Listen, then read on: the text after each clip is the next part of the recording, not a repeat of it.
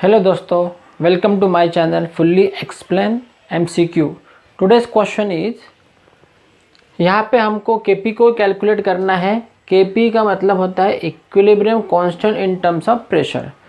Reaction दी हुई है, ammonium hydrosulphide gives ammonia and hydrogen sulphide. Total pressure दिया हुआ है 1.12 एटमॉस्फेयर और टेम्परेचर दिया है। Equilibrium constant in terms of pressure निकालना है। तो सबसे पहले हम केपी का फार्मूला लिख लेते हैं। Equilibrium constant in terms of pressure is equal to KP is equal to pressure of NH3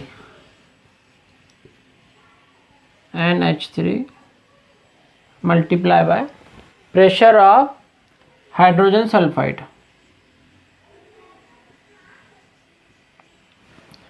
KP का मतलब होता है यहाँ पे इन टर्म्स ऑफ प्रेशर है, तो pressure of product divide by pressure of reactant.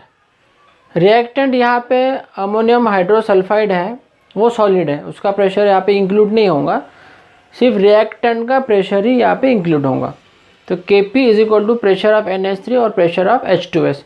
इन दोनों का इंडिविजुअल प्रेशर हमको अगर पता चल गया तो हम Kp आसानी से कैलकुलेट कर सकते हैं। अब ये प्रेशर को हमको फाइंड करना है, तो उसके लिए उन्होंने टोटल प्रेशर यहाँ पे दिया हुआ है, वो है 1.12 एटमॉस्फेयर। इंडिविजुअल प्रेशर निकालना है तो हमको जाना पड़ेगा रिएक्शन की तरफ।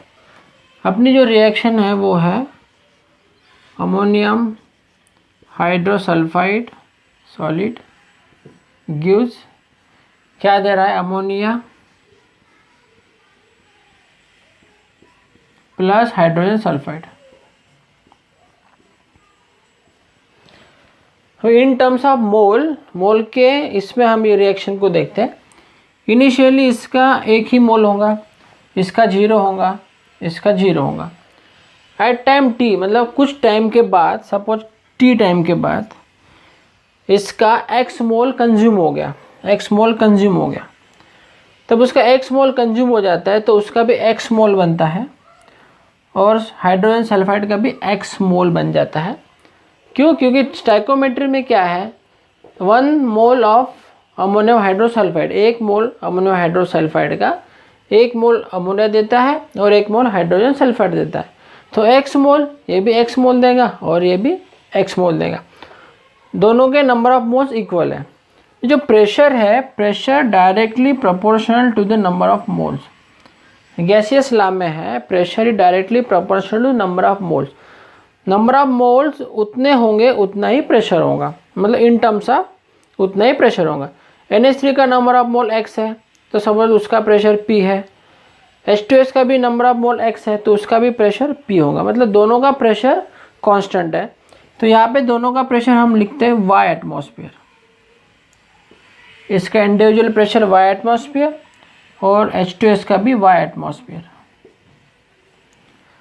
वेसल में 2 ही गैस है, अमोनिया और हाइड्रोजन सल्फाइड, तो प्रेशर यहाँ पे सिर्फ गैस का आएगा, तो y atmosphere and y atmosphere. Total pressure दिया हुआ है वेसल में, टोटल प्रेशर अमोनिया का y प्लस हाइड्रोजन सल्फाइड का y, दोनों का प्रेशर रहेगा इज इक्वल टू 1.12 एटमॉस्फेयर।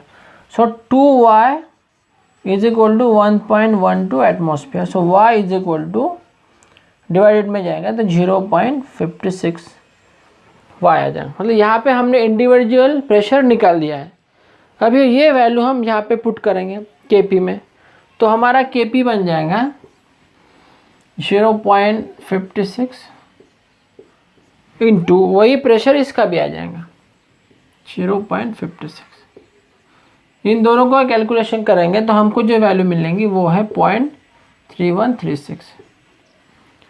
तो यूनिट के बारे में बात करेंगे तो इसके Kp equal to pressure of ammonia pressure of H2S। इसका एटमॉस्फेरिक प्रेशर, इसका भी एटमॉस्फेरिक प्रेशर, तो दोनों का स्क्वायर बन जाएगा, तो यहाँ बनेगा एटमॉस्फेरिक